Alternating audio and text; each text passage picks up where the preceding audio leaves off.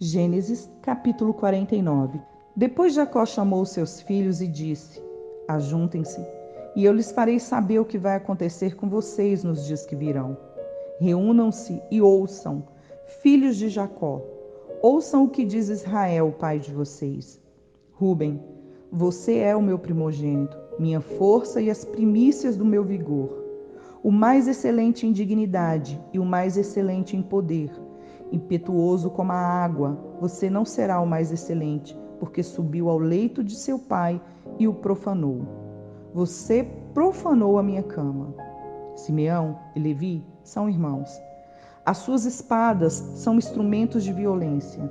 Que a minha alma não entre no conselho deles, que a minha glória não participe do seu agrupamento, porque no seu furor mataram homens e na sua vontade perversa mutilaram touros. Maldito seja o seu furor, pois era forte. Maldito seja a sua ira, pois era intensa. Eu os dividirei em Jacó e os espalharei em Israel. Judá, os seus irmãos o louvarão, a sua mão estará sobre a cabeça dos seus inimigos.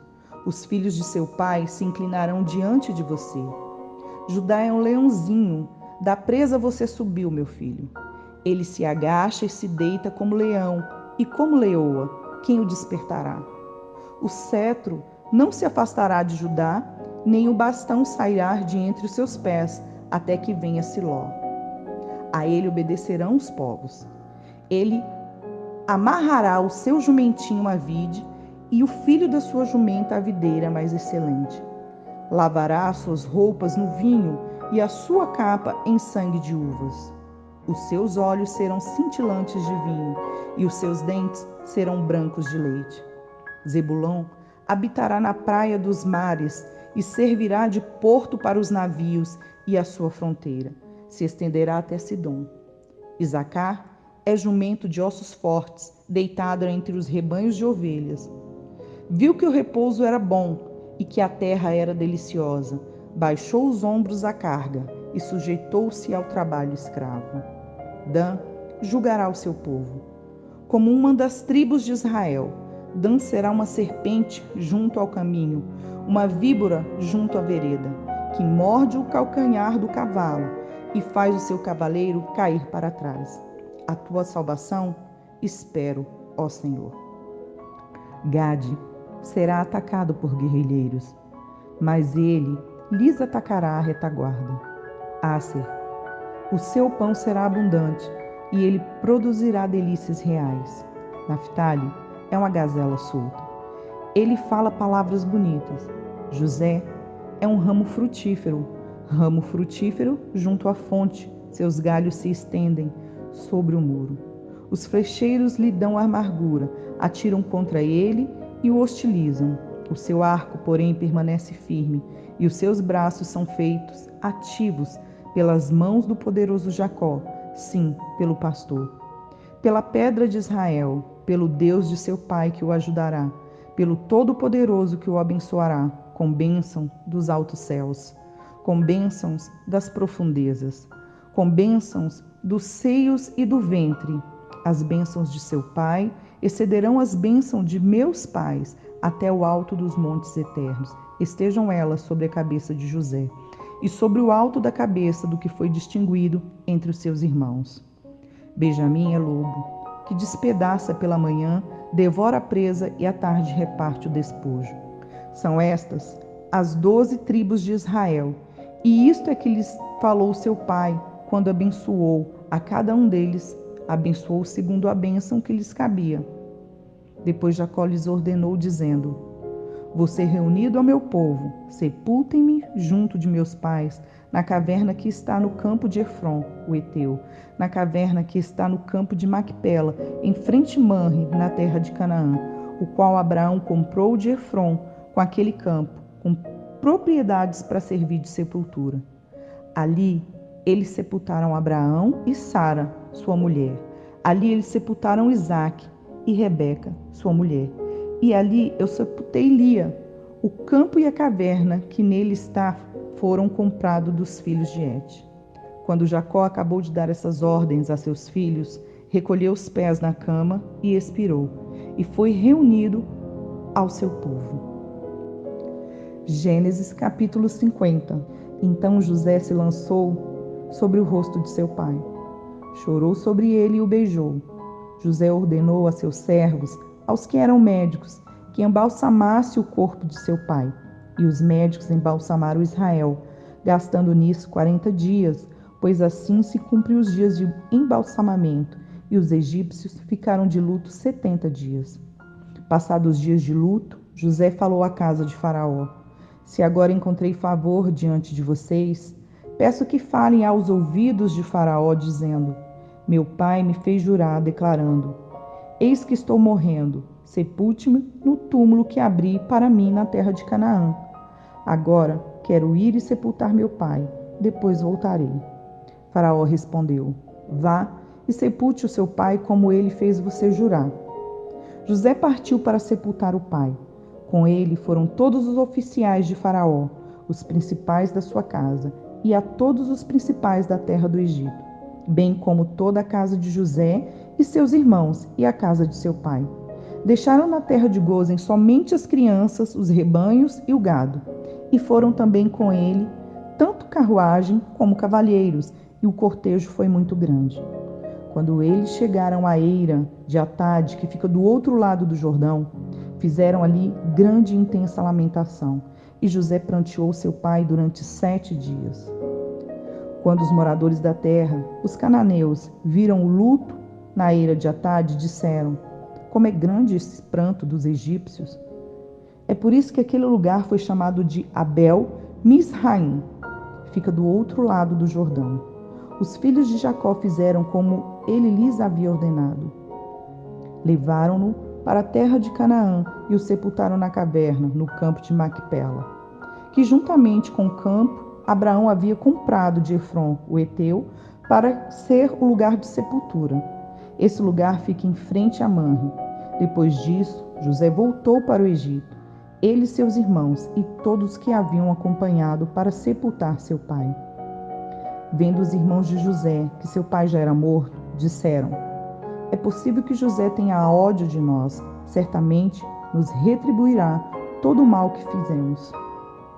Por isso, mandaram dizer a José: O seu pai, antes de morrer, ordenou o seguinte: É isto que vocês dirão a José: Perdoe, por favor, a transgressão dos seus irmãos e o pecado que cometeram, porque eles lhe fizeram mal.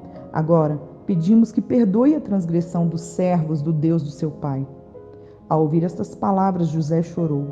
Depois vieram também os seus irmãos, prostraram-se diante dele e disseram: Eis-nos aqui, somos seus servos. Mas José respondeu: Não tenham medo. Será que estou no lugar de Deus? Vocês, na verdade, planejaram o mal contra mim, porém Deus o tomou em bem, para fazer como está vendo agora, que se conserve a vida de muita gente. Portanto, não tenham medo. Eu sustentarei vocês e os seus filhos. E assim José os consolou e lhes falou ao coração. José ficou morando no Egito, ele e a casa de seu pai. Viveu 110 anos. José viu os filhos de Efraim até a 3ª geração. Também os filhos de Maquir, filhos de Manassés, os quais José tomou sobre os seus joelhos. José disse a seus irmãos: Eu vou morrer em breve, mas Deus certamente visitará vocês e fará com que saiam desta terra para ir à terra que jurou dar a Abraão, a Isaque e a Jacó. José pediu aos filhos de Israel que fizessem um juramento, dizendo: Deus certamente visitará vocês quando isso acontecer. Levem os meus ossos daqui. José morreu com a idade de 110 anos. Eles embalsamaram o seu corpo e o puseram num caixão no Egito. Salmos 39. Eu disse comigo mesmo: guardarei os meus caminhos para não pecar com a língua. Porei mordaça à minha boca, enquanto os ímpios estiverem na minha presença. Emudeci em silêncio, calei a respeito do bem, e a minha dor se agravou. O coração me ardia no peito, Enquanto eu meditava, um fogo se acendeu dentro de mim. Então eu disse em voz alta: Senhor, dá-me a conhecer o meu fim, e qual é a soma dos meus dias, para que eu reconheça a minha fragilidade. Deste aos meus dias o comprimento de alguns palmos. A tua presença, o prazo da minha vida é nada. Na verdade, todo ser humano, por mais firme que esteja, é pura vaidade. De fato, o ser humano passa como uma sombra. Em vão se inquieta, amontoa tesouros e não sabe quem ficará com eles. E eu, Senhor, que espero? Tu és a minha esperança. Livra-me de todas as minhas iniquidades. Não permitas que os insensatos zombem de mim. Emudeço, não abro os lábios, porque tu fizeste isso. Tira de sobre mim o teu flagelo. Pelo golpe de tua mão estou perecendo. Quando castigas alguém com repreensões por causa do pecado, destróis nele, como traça, o que tem de precioso. De fato, o ser humano é pura vaidade. Ouve, Senhor, a minha oração. Escuta-me quando grito por socorro. Não fique insensível às minhas lágrimas, porque sou forasteiro diante de ti, peregrino como todos os meus pais o foram. Desvia de mim o olhar, para que eu tome o alento, antes que eu passe e deixe de existir. Tendo, pois, Jesus, o Filho de Deus, como grande sumo sacerdote, que adentrou os céus, conservemos firmes a nossa confissão, porque não temos um sumo sacerdote que não possa se compadecer das nossas fraquezas. Pelo contrário, ele foi tentado em todas as coisas, à nossa semelhança, mas sem pecado. Portanto, aproximemo-nos do trono da graça com confiança, a fim de recebermos misericórdia e encontrarmos graça para ajuda em momento oportuno. Hebreus, capítulo 5. Cada sumo sacerdote, sendo escolhido dentre os homens, é constituído nas coisas relacionadas com Deus, a favor dos homens, para oferecer dons e sacrifícios pelos pecados. Ele é capaz de se compadecer dos ignorantes e dos que se desviam do caminho, pois também ele mesmo está rodeado de fraquezas.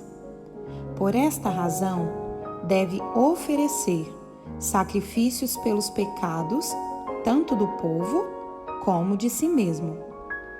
E ninguém toma esta honra para si mesmo, a não ser quando chamado por Deus, como aconteceu com Arão. Assim, também Cristo não glorificou a si mesmo, para se tornar sumo sacerdote, mas quem o glorificou foi aquele que lhe disse: Você é meu filho, hoje eu gerei você. E em outro lugar também diz: Você é sacerdote para sempre, segundo a ordem de Melquisedeque. Ele, Jesus, nos dias da sua carne, tendo oferecido com forte clamor e lágrimas, orações e súplicas a quem o podia livrar da morte, foi ouvido por causa da sua reverência.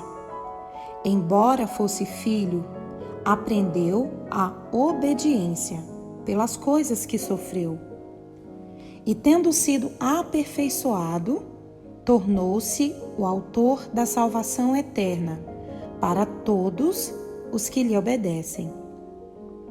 E Deus o nomeou sumo sacerdote, segundo a ordem de Melquisedeque. A esse respeito, temos muitas coisas a dizer, coisas difíceis de explicar, porque vocês ficaram com preguiça de ouvir. Pois, quando já deviam ser mestres, levando em conta o tempo decorrido, vocês têm novamente necessidade de alguém que lhes ensine quais são os princípios elementares dos oráculos de Deus. Passaram a ter necessidade de leite e não de alimento sólido. Ora, todo aquele que se alimenta de leite é inexperiente na palavra da justiça, porque é criança. Mas o alimento sólido é para os adultos, para aqueles que pela prática têm as suas faculdades exercitadas para discernir não somente o bem, mas também o mal. Hebreus, capítulo 6, dos versos 1 ao 12. Por isso, deixando os princípios elementares da doutrina de Cristo, avancemos para o que é perfeito, não lançando de novo a base do arrependimento de obras mortas e da fé em Deus, o ensino de batismos e da imposição de mãos, da ressurreição dos mortos e do juízo eterno. Isso faremos, se Deus o permitir.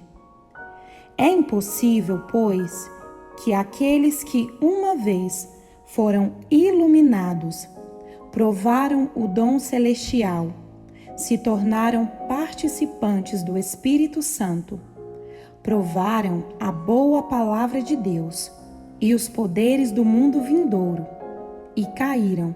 Sim, é impossível outra vez renová-los para arrependimento, visto que de novo estão crucificando para si mesmos o Filho de Deus e expondo-o à zombaria.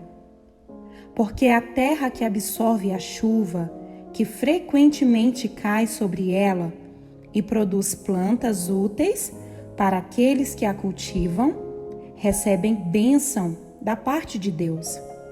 Mas, se produz espinhos e ervas daninhas, é rejeitada e está perto da maldição, e o seu fim é ser queimada.